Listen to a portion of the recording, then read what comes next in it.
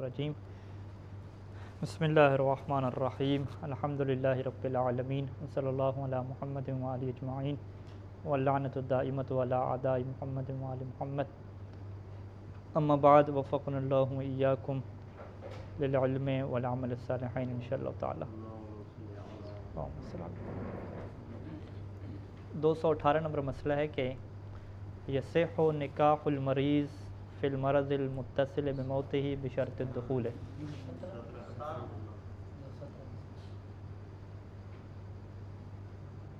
217 number مسئلہ number 217 التمکن من النفقۃ وان لم یکن شرطا لصحۃ العقد ولا للزومہ، کہ تمکن من النفقہ کہ شوہر جو ہے وہ نفقہ دینے کی قدرت رکھتا ہے، صلاحیت رکھتا ہے۔ یہ جو تمکن من نفقہ ہے نا، یہ ہے تو واجبات میں سے کہ شوہر کے اوپر واجب ہے کہ وہ کیا نفقہ دے، لیکن یہ شرط صحت نہیں ہے، شرط صحت نکاح نہیں ہے۔ یعنی کیا مطلب کہ شوہر گناہ گار ہوگا اگر نفقہ نہیں دے رہا، علیکم السلام ورحمۃ اللہ، لیکن اس کا نکاح کیا اس سے باطل نہیں ہوتا۔ اسی وجہ سے کیا کہتے ہیں کہ تمکن من النفقہ صحت عقد کی شرط بھی نہیں ہے، اور جو لزوم عقد ہے اس کی بھی کیا شرط نہیں ہے۔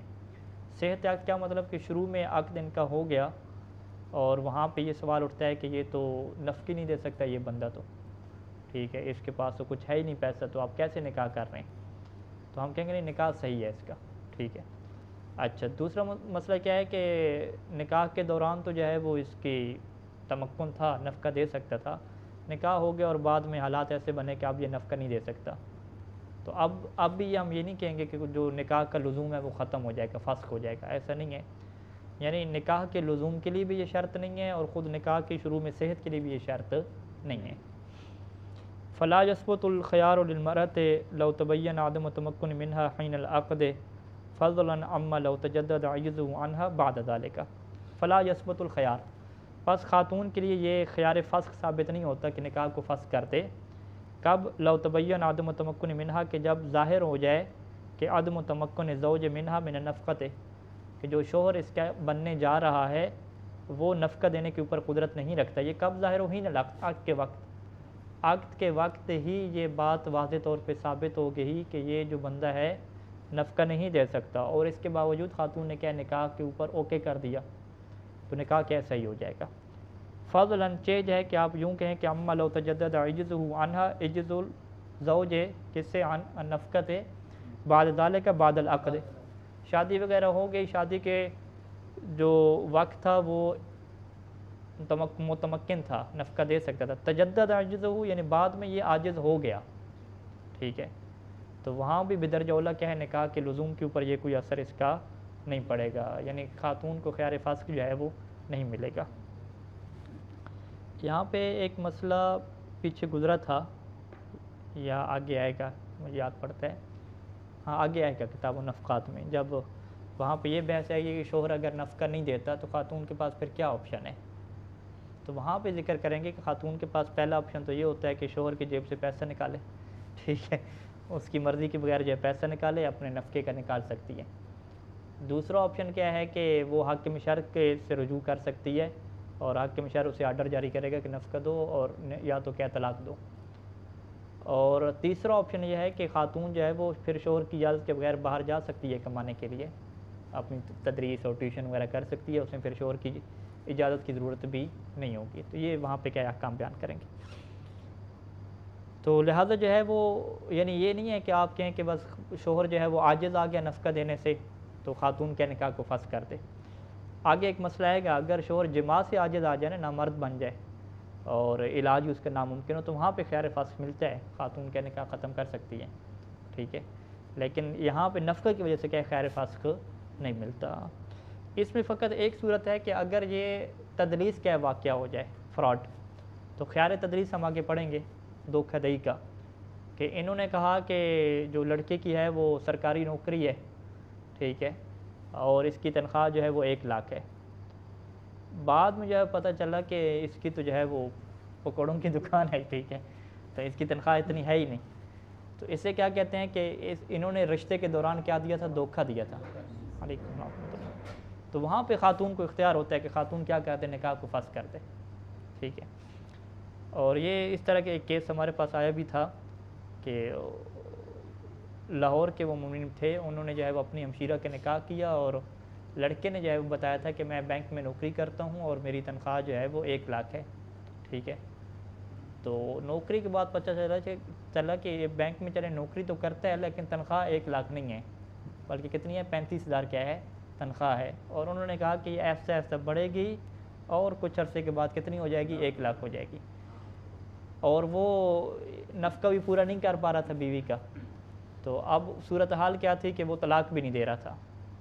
تقریباً 3-4 سال بعد کیس آیا ادھر ہمارے پاس، تو اس شوہر نے کہا کہ اب بھی میں آپ کو اپنی رسیدیں بھیج رہا ہوں، وہ بینک کا جو ہوتا ہے کوڈ آتا ہے ان کا کتنی تنخواہ ہے، اس میں اس کی تنخواہ 1 لاکھ بن رہی تھی، ان کا 1 لاکھ ہے، انہوں نے کہا اب بھی 1 لاکھ ہوئی ہے، شروع میں تو نہیں تھی، شروع میں انہوں نے فراڈ کیا، 4 سال تو ہم ذلیل ہو گئے، ٹھیک ہے۔ اب کیا ہے، تو ہم نے انہوں نے کہا کہ اگر انہوں نے فراڈ آپ کے ساتھ کیا ہے تو خاتون کے پاس کیا ہے، خیار فسخ ہے، خاتون کیا کرے، نکاح کو فسخ کرے۔ تو خاتون کہ کیسے فسخ کروں، میں نے کہا میسج کرو اسے، کہو کہ میں نکاح کو فسخ کرتی ہوں کیونکہ مجھے تم نے کیا دیا تھا، دھوکہ دیا تھا۔ تو تمکن من النفقہ جو ہے وہ اسی باب سے آئے گا کہ اگر انہوں نے ظاہر کیا کہ جو بندہ ہمارا ہے وہ باروزگار ہے، کمانے والا ہے، بعد میں پتہ چلا کہ نکما بندہ ہے، یہ تو کماتے ہی نہیں ہے، تو وہاں پہ خاتون کو کیا ملتا ہے، خیار فسخ ملتا ہے۔ اور یہ خیار فسخ ایک ایسی چیزیں ہیں کہ جس میں خاتون کے پاس بھی کیا پاور آ جاتی ہے کہ وہ نکاح کو کیا ہے ختم کر سکتی ہے اپنے۔ اس میں یہ ضروری ہوتا ہے کہ تدلیس ثابت ہو، تدلیس کے آگے بیان کریں گے کہ باقاعدہ اس کا نکاح سے پہلے ذکر ہو اور ذکر ہونے کے بعد اگلے بندے اسی وجہ سے کیا نکاح کریں، ٹھیک ہے۔ لیکن اگر وہ کوئی نکاح سے پہلے اس بات کا ذکر ہی نہیں ہوا، اگلے سمجھ رہے تھے کہ یہ جو ہے وہ قبلہ صاحب کی تو بڑی جو ہے وہ کاروبار ہیں، نوکری ہیں، ٹھیک ہے، بعد میں جو ہے وہ شادی ہوئی تو پتہ چلا کہ ہمیں غلط فہمی ہو گئی ہے، ہم کیا غلط سمجھ رہے تھے، تو غلط فہمی والی جو آپشن ہے وہ تدلیس میں نہیں جاتا، دھوکہ دہی میں نہیں جاتا، وہاں پہ خیار فسخ نہیں ملتا۔ تو تدلیس کے لیے متحقق ہونے کے لیے 2 صورتیں ہوتی ہیں۔ پہلی صورت کیا ہے کہ عقد نکاح سے پہلے وہ باقاعدہ طور پہ لڑکے کی صفات ذکر کریں کہ لڑکا جو ہے وہ سید ہے، دیندار ہے، اتنا کماتا ہے، اور یہ ساری چیزیں سن کے وہ اسی کے اوپر کیا کریں، بنا رکھتے ہوئے رشتے کو کیا کریں، اوکے کریں۔ بعد میں پتہ چلے کہ انہوں نے تو غلط معلومات ہیں، تو یہ فراڈ ہوگا، تدلیس ہوگی، خیار فسخ ملے گا۔ اور اسی طریقے سے اگر وہ عقد کے اندر لکھوا بھی دیں تو وہ تو بالکل وہ تو واضح طور پہ ثابت ہو جائے گا کہ عقد کے اندر لکھا کہ میں اس وجہ سے اس کے ساتھ نکاح کو اوکے کرتی ہوں کہ اس شرط کے ساتھ کہ اگر اس کی کیا ہوگی، نوکری ہوگی، یا اگر یہ کیا ہوگا، سید ہوگا، اگر یہ کیا ہے، دیندار بندہ ہوگا، یوں کر کے۔ تو اگر عقد کے اندر لکھا دیا پھر تو بڑی واضح بات ہے۔ اگر عقد کے اندر نہ بھی لکھایا جائے نا، پہلے بس رشتہ طے ہو رہا تھا، قول و قیل و قال اور مقابلہ جس سے کہتے ہیں، بات چیت چل رہی تھی، اسی دوران جو ہے وہ فضائل وغیرہ پڑے گئے تو یہ پھر خیار ایک فسخ ملے گا وہاں پہ۔ اور وہاں پہ آگے بحث ہے کہ وہاں پہ کہ جو مہر ہے وہ جب خاتون کہتی ہے کہ میرے ساتھ فراڈ ہو گیا اور اگر جمع وغیرہ بھی ہوا ہے یا اس طرح کا، تو وہ جس بندے نے جھوٹ بولا ہوتا ہے نا درمیان میں، اس کی جیب سے کیا نکلواتے ہیں وہ وہاں پہ، ٹھیک ہے۔ تو یہ آگے کیا مسائل آئیں گے یہاں پہ۔ تو یہاں پہ کیا ہے، سیدانی اس کو تھوڑا سا بیان کرتے ہیں کہ لیکن لو دلس الرجل نفسہ، کہ ایک مرد نے خود کیا دھوکہ دیا تھا، علی المرأۃ، خاتون کے اوپر اس نے دھوکہ دیا۔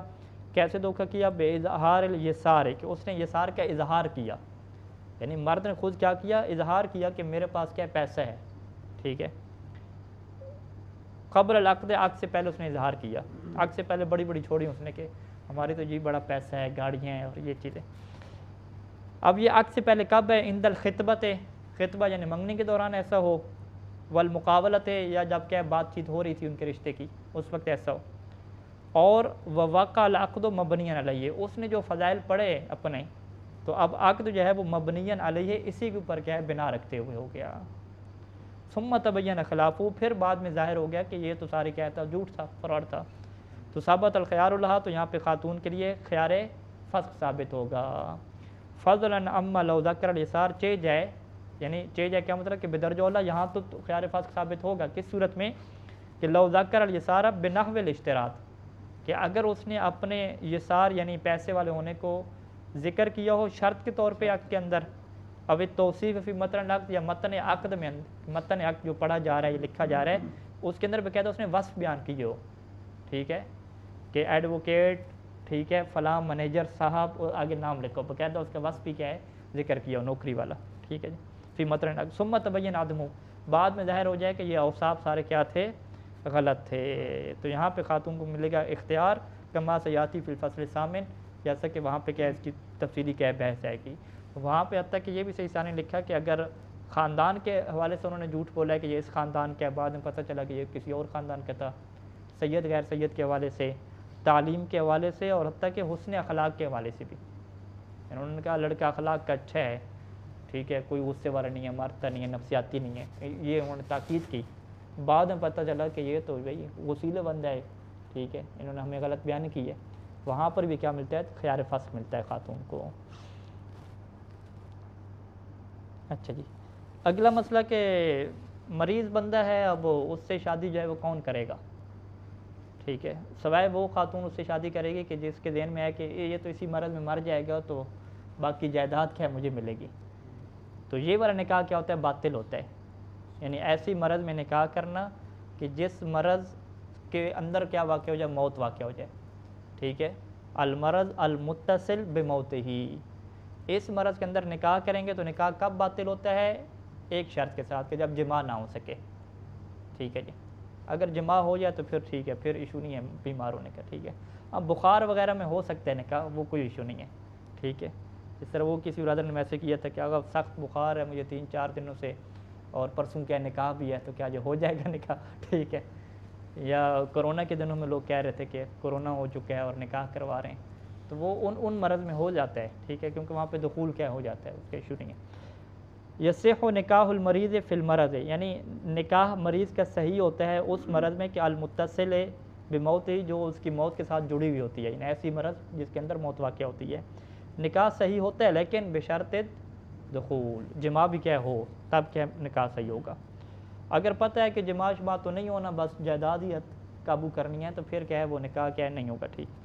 فَإِذَا لَمْ يَدْخُلْ بِهَا، اگر جو ہے وہ مریض جو ہے وہ اس کے ساتھ جماع نہ کرے، حتی مات فی مرض ہی، حتیٰ کہ اسی بیماری میں کیا وہ مر جائے، اب کیا ہوگا، خاتون کو فائدہ ہوگا یا نہیں ہوگا، کوئی فائدہ نہیں ہوگا. باطل العقد، یہ عقد کیا باطل ہو جائے گا، کیونکہ عقد کا صحیح ہونا موقوف تھا کس کے اوپر، جماع کے اوپر، عقد باطل ہو جائے گا. اور ولا مہر للمرأۃ، خاتون کے لیے جو مہر رکھا گیا تھا وہ بھی نہیں ملے گا. اور ولا میراث، میراث میں سے بھی اسے کچھ بھی نہیں ملے گا. اور ولا عدت علیہ بموت، خاتون کے اوپر کوئی عدت وفات وغیرہ بھی نہیں ہوگی. وقضا لو ماتت المرأۃ فی مرض، اور اسی طریقے سے اگر خاتون مر جائے، ٹھیک ہے جی، مریض یہ تھا مر خاتون گئی، ہاں مر خاتون گئی ہے، ٹھیک ہے. وہ اگر خاتون کو یہی مرض ہے موت کا، یعنی ایسی مرض ہے جو متصل ہے موت کے ساتھ، اس کے ساتھ اس کا بیان نہیں کیا، ہاں اس کے ساتھ کر سکتے ہیں، خاتون کا نہیں بیان کیا، مریض کا بیان کیا، مریضہ کا بیان نہیں کیا، کہ یہ اچھا نکتہ ہے کیونکہ یہ روایت کے مطابق ہے، ظاہری بات ہے جو اس میں آیا ہے. تو اب اگر خاتون کیا فوت ہو جاتی ہے، یعنی خاتون نے مریض سے شادی کی اور مریض نہیں مرا، یہ کیا فوت ہو گئی ہے، ٹھیک ہے. تو اگر یہ فوت ہو گیا تو پھر اس سے کیا ملنا چاہیے تھا، مہر وغیرہ ظاہری بات ہے اس کو دینا تھا، سارا نظام تھا. تو اب بھی اگر یہ جماع سے پہلے خاتون فوت ہو گیا، پھر بھی نکاح کیا ہو جائے گا، باطل ہو جائے گا. یعنی اس میں مرکزی حیثیت کس کی چل رہی ہے، جماع کی چل رہی ہے.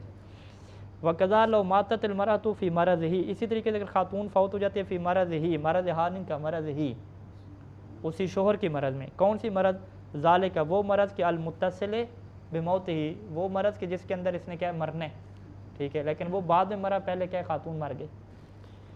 اور یہ کب مری ہے خاتون، قبل الدخول، جماع سے پہلے فوت ہو گئی ہے، فإنه یبطل نکاح ہوا، تو اس کا نکاح کیا ہو جائے گا، باطل ہو جائے گا.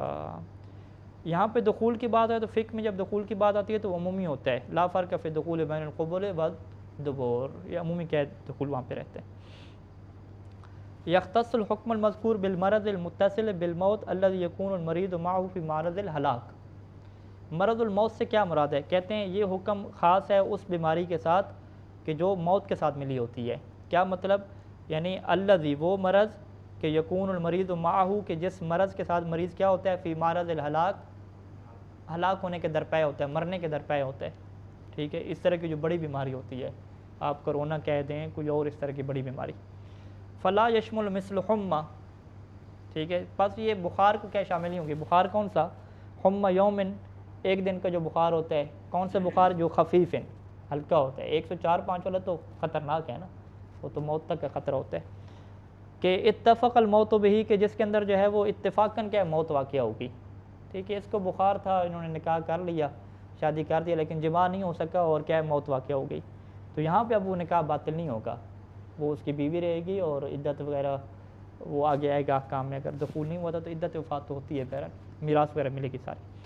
اتفق الموت بہی علی خلاف العادت, یعنی علی خلاف العادت, عام طور پہ اس بخار میں کوئی مرتا نہیں ہے, لیکن اتفاق ایسا ہو گیا تو فلا یشمل, تو پھر یہ والا حکم کیا ہے, اس کو شامل نہیں ہے. شامل نہ ہونے کا کیا مطلب ہے, یعنی عدت وفات ہوگی اور باقی کیا سیٹ اپ ہے, میراث وغیرہ ملے گی, مہر بھی ملے گا. ٹھیک ہے, دخول نہیں ہوا تو آدھا مہر تو ملے گا. وَهَلْ يَخْتَصُّ الْحُكْمُ بِالْمَرَضِ الَّذِي يُؤَدِّي إِلَى الْمَوْتِ أَمْ يُعُمُّ غَيْرَهُ, کیا یہ حکم فقط اسی مرض کے ساتھ خاص ہے کہ جس مرض میں وہ مر جائے گا, ام یعم غیرہ, یا اس مرض کے علاوہ دوسری مرض کو بھی شامل ہے کہ جس مرض میں وہ مرتا نہیں ہے. یعنی مرض الموت تو ہے لیکن بعض کا بندے بچ جاتے ہیں, نہیں مرتے. فلو مات فی مرضہ قبل الدخول, اگر ایک بندہ کیا ہے اپنی مرض میں مر جائے دخول سے پہلے, لیکن بسبب آخر, مرض کی سبب سے نہ مرے, ایکسیڈنٹ ہو گیا اس کا, من قتل, ٹھیک ہے وہ قتل ہو گیا, او افتراس سبع, یا کسی بیڑی نے اس کا شکار کر لیا. ٹھیک ہے, یعنی اب سیدھی مثال ایکسیڈنٹ کی دے دیں, بیڑی کون شکار کرتے. ٹھیک ہے, او مرض آخر, یا کیا ہے وہ کسی اور مرض میں کیا ہے مر گیا. ٹھیک ہے جی, فلو مات فی مرضہ بسبب آخر او مرض آخر, بسبب آخر او بمرض آخر, یعنی اسی مرض میں مرا ہے لیکن اس مرض کی وجہ سے نہیں مرا, کوئی اور مرض کی وجہ سے مر گیا. ٹھیک ہے جی, فحال یوجب ذالک بطلان نکاح یا ملا, تو کیا یہ بات سبب بنے گی کہ اس کا نکاح باطل ہو یا نکاح باطل نہ ہو. ٹھیک ہے, آپ کہیں گے بندہ تو مر گیا, نکاح باطل ہونے کی کیا بحث کر رہے ہیں. ہم کہیں گے نکاح باطل ہونے کی بحث ہے, کیونکہ نکاح اگر صحیح مانتے ہیں تو پھر میراث دینی پڑے گی نا, مہر دینا پڑے گا سارا. اب کیا کریں گے, تو صحیح ثانی کہتے ہیں اس میں یہ دو وجہ ہیں, دو اختلاف ہے قول کا. فلا تترک مراعات و مقتضی الاحتیاط, یہاں پہ صحیح ثانی فتویٰ نہیں دیا, کیا کہا کہ احتیاط کریں, جو بھی احتیاط بنتی ہے اس کو کیا ہے کریں. اب مہر کے اوپر نزاع ہوگا, اس میں احتیاط کیا بنے گی, صلح کر لیں آپس میں, ایک دوسرے کو راضی کریں. ٹھیک ہے, اور میراث کے اوپر بھی ایک دوسرے کو باقی وارثوں کو راضی کریں. ٹھیک ہے, آپس میں لے دے کے صلح کے ساتھ معاملہ کیا کریں, ختم کریں. یہ بات نہ رکھیں کہ میرا شرعی حق بنتا ہے اور ادھر رکھو. ٹھیک ہے, عدت بھی احتیاطاً گزاریں, عدت سے پہلے کیا ہے شادی نہ کریں, یعنی جو جو احتیاط کا تقاضا بنتا ہے. ہاں, بیوی مر جائے تو پھر وہ بیوی کے وارثوں کو ملتی ہے نا جو مہر ہوتا ہے. مہر کیونکہ قرضہ ہوتا ہے, میراث تو نہیں ملتی. ٹھیک ہے, یعنی یہ لوگ بحث کرتے ہیں کہ جی بیوی مر گئی, میں نے مہر نہیں دیا تھا. اب وہ کہہ رہے تھے کہ جو بیوی کے ہیں نا بھائی اور اس کے والد, وہ مانگ رہے ہیں کہ تم ہماری بیوی, جو ہماری بہن ہے, یہ بیٹی فوت ہوئی ہے, اس کا مہر تم دو. کہتے ہیں اب کیا حکم میرے لیے. تو اگر اس نے معاف اپنی زندگی میں نہیں کیا تھا, بس چپ رہی, اس نے کیا کبھی دے دے گا. معاف نہیں کیا تھا تو وہ قرضہ ہے اس کے اوپر, دین ہے, تو وہ اسے دینا ہوتا ہے. ٹھیک ہے, یعنی فرض کریں کہ کسی کے والد کے لوگوں نے پیسے دینے تھے, اب اس کا والد فوت ہو گیا, تو وہ کہیں چلو جی اب تو بات مسئلہ حل ہو گیا, جان چھوٹ کی. ٹھیک ہے, لیکن نہیں, اس کے جو وارث ہوں گے ان کو کیا دینا پڑتا ہے. تو یہاں پہ یہ صورت حال ہے کہ اس کی بیوی مر گئی ہے, آگے مار تو اس نے لینا تھا, کیا ہوا, ہم کہیں مار قرضہ تھا بھائی. بیوی کے جو وارث ہوں گے, ایک تو خود شوہر بھی وارث ہے نا, وہ اپنا حصہ بھی اس میں سے نکالے گا, چوتھا حصہ, باقی تو 3 حصے تو بنتے ہیں نا اس کی اولاد کے. اگر ہمارا بھی باقی شوہر تھا تو وہ کس کو دے گا, بیوی مر گئی, وارثوں کو ملے گا نا. اس بیوی کے وارث اس کے والدین نکالیں گے. ہاں, بیوی کے وارث اس کا خود شوہر ہوگا, اس کے والدین ہوں گے, اس کی اولاد ہوگی, اولاد نہیں ہے تو اس کے بھائی ہوں گے, اولاد نہیں ہے تو بھائی اس کے ہوں گے. ٹھیک ہے, بھائی اور چچے, یہ سارے جو طبقات ہیں میراث کی, یہ چلے گئے. عموم الحکم المذکور للامراض التي تستمر باصحابها فترة طويلة محل اشکال, یہاں پر بھی اشکال لگ گیا کہ یہ جو عمومی حکم ہے کہ یہ حکم مذکور, عموم الحکم للامراض, کہ حکم مذکور جب بھی بیان کیا ہم نے, یہ حکم شامل ہو ان تمام امراض کو, تمام بیماریوں کو, کہ التی تستمر باصحابها, کہ جو بیماریاں اپنے اصحاب کو, اپنے ساتھی کو لے کے چلتی ہیں, فترۃ طویلہ, ایک لمبے مدت تک, بڑی لمبی کیا مدت کی بیماریاں, شوگر ہوگی، ٹھیک ہے، تو کیا یہ حکم اس کو بھی شامل ہوگا؟ کہتے ہیں محل اشکال ہے۔ الا فیما یقع فی اواخر القریبہ من الموت، مگر یہ کہ وہ بیماریاں کہ جن کے بالکل جو آخری سٹیج ہوتی ہے، جو قریب من الموت ہوتی ہے، اگر اس میں ہوتا ہے تو فلا تترک مراعاۃ المقتضی الاحتیاط فی الا کہ استثناء کر دیا نا، یعنی یہ محل اشکال ہے مگر اس میں محل اشکال نہیں ہے کہ فی اواخر الامراض، کہ ان امراض کی آخری سٹیج کہ جو کیا ہے قریب من الموت ہوتی ہے، جو قریب من الموت ہوتی ہے تو وہ پہلے والے حکم میں چلی جائے گی، یعنی اس میں نکاح صحیح نہیں ہوگا اگر دخول نہیں ہوتا۔ تو یعنی دو صورتیں بن گئیں کہ وہ بیماریاں جو لمبے عرصے تک جاری رہتی ہیں، ٹھیک ہے، لیکن موت کا سبب کیا ہے؟ آخر پہ جا کے بنتی ہے۔ اگر آخری وہ اس کی سٹیج آ چکی ہے، بالکل آخری ایج آ چکی ہے کسی میں وہ موت کا سبب بنے گی، تو وہاں پہ نکاح کریں گے تو وہ پہلی والی صورت حال کا وہی حکم ہے، ٹھیک ہے۔ اور اگر وہ آخری سٹیج ابھی تک نہیں آئی، ابھی کام چلے گا، 5 10 سال 8 سال چلے گا بندہ، ٹھیک ہے، لمبی بیماری ہے، تو یہاں پر بھی صحیح ثانی نے کیا ہے کہ احتیاط کا جو تقاضا ہے اس کو ترک نہ کیا جائے۔ وہ کب احتیاط کے تقاضے کی بات آئے گی؟ اگر دخول نہیں ہوتا، ہاں دخول ہو گیا تو پھر تو بات حل ہوگی نا۔ ہم کہیں گے ٹھیک ہے آپ کی بھی بیماری 8 10 سال لمبی چلنی ہے، لیکن آپ کیا ہے دخول کرتے ہیں بھی ایک دفعہ، دخول نہیں کریں گے تو پھر کیا ہے کام نکاح کے والے سے مشکل رہے گا۔ فلا تترک مراعاۃ المقتضی فی غیر، تو لہٰذا اس کے غیر میں، فی غیر یعنی کیا مطلب؟ ما یقع فی اواخرہا، اس کا غیر، اس میں جو احتیاط کا تقاضا بنتا ہے اس کو ترک نہیں کریں گے۔ اچھا جی، ہم کف سے کیا مراد ہے جی؟ یہ مسئلہ بڑا اہم ہے، ٹھیک ہے جی۔ کف ہے جو کف نہیں ہے، شروع میں ہم نے بیان کیا تھا کہ کف ہونے سے اسلام کی جو مراد ہوتی ہے شریعت میں کہ ہم کف جن کا رشتہ ہو سکتا ہے کہ مسلمان اور مومن یہ آپس میں ہم کف ہیں، ٹھیک ہے، اس کے علاوہ کوئی اور ہم کف کی شرط شرعی طور پہ نہیں ہے۔ عرفی طور پہ لوگ آپس میں شرطیں بناتے رہیں لیکن اس کی شرعی کوئی حیثیت نہیں ہے، ٹھیک ہے۔ تو لہٰذا جو ہے وہ اگر کوئی پوچھے کہ ایک بڑی ایج کی شادی خاتون کے ساتھ شادی ہو سکتی ہے یا بڑے ایج کا جو مرد ہے وہ چھوٹی کے ساتھ شادی کرتا ہے، آپ ہو سکتی ہے، اس میں شرعی طور پہ کوئی مشکل نہیں ہے۔ اب باقی لحاظ سے دیکھ لیں کوئی اور مشکل بن سکتی ہے تو وہ ایک الگ حکم ہے۔ یہاں پہ ہمارے نجر کی طالب علم ہے جو کہ حسب نسب کو بناتے ہیں کہ وہ ہے شرط، ہاں یہ چیز غلط ہے نا، حسب نسب کے بھی نہیں بنتا، وہ فلاں خاندان کے ہیں اس طریقے سے، یہ صحیح ثانی دوست ہیں مطلب وہ کہتے ہیں کہ جی اس لیے حرام ہے سید غیر سید کی کیونکہ نسبی طور پر جو ہے وہ سید اعلیٰ کف نہیں ہوتا نا، کف نہیں ہوتا، تو ہم کہیں گے وہ والا کف شریعت میں شرط ہی نہیں ہے، ٹھیک ہے، شرف ہے، یعنی جو سادات ہیں وہ شرف ہے ان کے پاس، تو ہم کہیں گے ٹھیک ہے کف نہیں بنا، لیکن کون سا کف نہیں بنا؟ عرفی اعتبار سے کف نہیں بنا، لیکن کیا یہ والا کف شریعت اس کو مانتی ہے؟ شریعت نہیں مانتی، شریعت کف میں فقط اسلام اور ایمان کو مانتی ہے بس، اس کے علاوہ جتنے بھی آپ بنا لیں شرف وہ یعنی اسلام کے اعتبار سے بھی شرف ہو سکتے ہیں، یعنی یہ نہیں کہ لوگوں کے شرف بنائے ہوئے ہیں، خود اسلام کے اعتبار سے وہ شرف ہو سکتا ہے، عزت ہو سکتی ہے، جیسے باتقوی ہونا، اہل علم ہونا، یہ اسلام کے اعتبار سے بھی شرف ہے نا۔ تو ایک جو ہے وہ بندہ ہے وہ خاتون فرض کر لے لیں، خاتون ایک متقی ہے، علم والی ہے، پڑھی لکھی ہے، دیندار ہے، تو اس کی عزت اور شرف اس بندے سے بہت بڑھ کے ہے کہ جس کے پاس علم نہیں ہے، ایک مزدور ٹائپ بندہ ہے۔ اب دو یہ جوڑ تو نہیں بنے نا، لیکن ہم کیا کہیں گے فقہی اعتبار سے ہم کف ہیں، یہ ٹھیک ہے، یہ کر سکتے ہیں۔ تو لہٰذا وہ جو بحث کرتے ہیں وہ جو کف میں آپ رشتہ کریں، ہم کہیں گے ہم کافروں میں تھوڑی کر رہے ہیں، ٹھیک ہے، سیدھا رشتہ آپ جواب کیا دیں گے؟ ہم کافروں میں تھوڑی کر رہے ہیں بھائی، کافروں میں کیا مطلب؟ کف میں تو نہیں کر رہے ہیں نا، ہم کہیں بھائی کف کیا مطلب؟ شریعت کا کف کیا ہوتا ہے؟ ایمان اور اسلام ہے بس، اس کے علاوہ کف کی بات ہی نہیں ہے وہاں پہ، ٹھیک ہے۔ ہاں وہ شرائط باقی مد نظر رکھیں جو ہیں لڑکی کی سارے۔ تو صحیح ثانی میں یہ موقف دیتے ہیں کہ المسلم کف المسلمت والمؤمن، کہ مسلمان کیا ہے؟ مسلمہ خاتون کا کف ہے، اور جو مومن ہے وہ مومنہ کا کیا کف ہے، ٹھیک ہے۔ باقی مسلم اور مومن آپس میں کر سکتے نہیں کر سکتے وہ بھی بیان کر دیا پیچھے، مسئلہ سنی شیعہ کی شادی والا مسئلہ تھا، وہ بھی ہو سکتا ہے، کچھ صورتوں میں کراہت ہے۔ تو شرعن کی کیا جگہ کہ شرعی معیار یہی ہے بھائی، مسلمان کی مسلمان سے شادی، مومن کی مومن سے شادی ہو سکتی ہے۔ فَيَجُوزُ تَزْوِيجُ الْعَرَبِيَّةِ بِالْعَجَمِ، اب آ جائیں کہ عربوں کی شادی کیا ہے؟ عجمی سے ہو سکتی ہے؟ نہیں ہو سکتی؟ ہو سکتی ہے۔ والہاشمیت بغیر الہاشمی، ہاشمی کی تعبیر کیا ہے؟ سیدہ کے لیے استعمال ہوتی ہے، سیدہ کی شادی غیر سید سے ہو سکتی ہے، وہ بالعکس الٹ بھی ہو سکتا ہے، ٹھیک ہے۔ الٹ کیسے کریں گے؟ سید ہو اور غیر سیدہ سے کیا ہے شادی کرے، دونوں طریقے ہو سکتی ہیں۔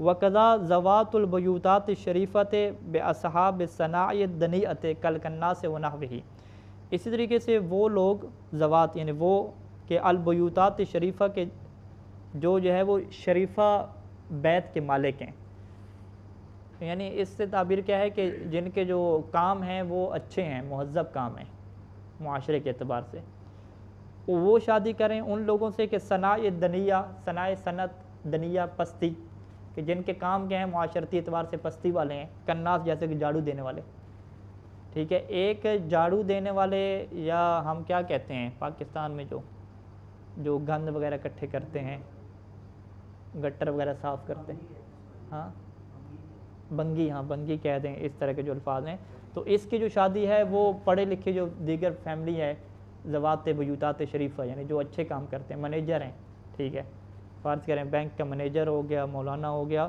اس کی شادی جو ہے وہ بنگیوں اور موچیوں میں یا اس طرح کے جو اصحاب ہیں لوگوں نے، یہ جائز ہے، ٹھیک ہے، شرعی طور پہ یہ ہم کف ہیں، اس میں کوئی ایشو نہیں ہے۔ ونحوہ ہی سے کیا ہے کہ چھوڑ دیا، ونحوہ یعنی اس کے علاوہ آپ جو بھی بنا لیں، معاشرتی اعتبار سے جو بھی آپ فرق بنا لیں، ایج کا فرق بنا لیں، جو بھی بنا لیں، تو یہ شادی کیا ساری ہو سکتی ہے، شرعی طور پہ یہ کیا ہے کف ہیں آپ اس میں۔ اچھا ایک مسئلہ پڑھ لیتے ہیں احرام کا۔ الامر السابع الاحرام، ساتواں امر، ساتویں سے کیا مراد ہے، یعنی ہم وہ رشتے ابھی پڑھ رہے ہیں کہ جن کے ساتھ شادیاں کرنا کیا حرام ہے، ٹھیک ہے۔ سب سے پہلے کیا پڑھے تھے، نسبی رشتے تھے، 7 رشتے پڑھے نسبی۔ دوسرے نمبر پہ کیا تھے، رضائی رشتے تھے۔ تیسرے نمبر پہ کیا تھے، مساہرہ والے تھے، شادی کے بعد داماد بہو والے، اور اس کے ساتھ کچھ ملحق کیے۔ اور چوتھے میں کیا تھے دی، ہاں عدت میں جو کسی سے کوئی شادی کرتا ہے وہ ہمیشہ کے لیے حرام ہو جاتی ہے۔ پانچویں میں کیا تھا، عدد، ہاں 4 شادیاں ہیں تو وہ 5ویں شادی کرے، یہ کیا اس کے اوپر حرام ہوتی ہے۔ اور چھٹا بھی جو کف کی ہماری بحث تھی کہ کفار سے شادی کرنا کیا ہے حرام ہے اور ان سے متع کرنا حرام ہے، یہ کیا تھی ساری بحث تھی ہماری۔ 7ویں چیز کیا ہے کہ احرام، احرام کی حالت میں جو دولہا صاحب کوئی نہیں بن سکتا، ٹھیک ہے، اگر وہ بنے گا جان بوجھ کے تو بیوی ہمیشہ کے لیے حرام ہو جائے گی، ٹھیک ہے۔ وہ کہ حج کے موقع پہ ہیں، عمرہ کے موقع پہ احرام پہنا ہوا ہے، چلیں کعبہ میں آئے ہوئے ہیں تو یہاں پہ نکاح کر دیں، اچھی جگہ پہ ہے نکاح پڑھیں، ٹھیک ہے، وہ نکاح پڑھیں گے تو ہمیشہ کے لیے کیا حرام ہو جائیں گے، اگر مسئلہ جانتے ہیں، مسئلہ نہیں جانتے تو نکاح باطل ہوگا، ٹھیک ہے۔ تو اس کا مطلب ہے نکاح اور جو حج عمرہ ہے اس کی بڑی چڑھ ہے، آپس میں نہیں بنتی، ٹھیک ہے، دونوں نہیں۔ یحرم التزویج، شادی کرنا حرام ہو جاتا ہے جی، دوامن ہو یا متعتن ہو، حال الاحرام میں، احرام کی حالت میں، احرام کی حالت والے کو کیا کہتے ہیں، محرم کہتے ہیں، اور جب وہ احرام کو اتارتا ہے تو اسے کیا کہتے ہیں، محل کہتے ہیں۔ احرام کو اتارنے کے یہ مطلب نہیں ہے کہ وہ چادر وغیرہ اتار کے شلوار قمیض پہن لے، محل ہونے کے لیے پورے اعمال کرنے پڑتے ہیں، وہ سارے اعمال کو بجا لے گا، طواف وغیرہ کرے گا تو وہ کیا محل ہو جائے گا، ٹھیک ہے۔ تو اس لیے انہوں نے مسئلہ پورا ان کے بھی احرام وغیرہ تو اتار دیا نا، ختم ہو گیا، محل ہو گیا۔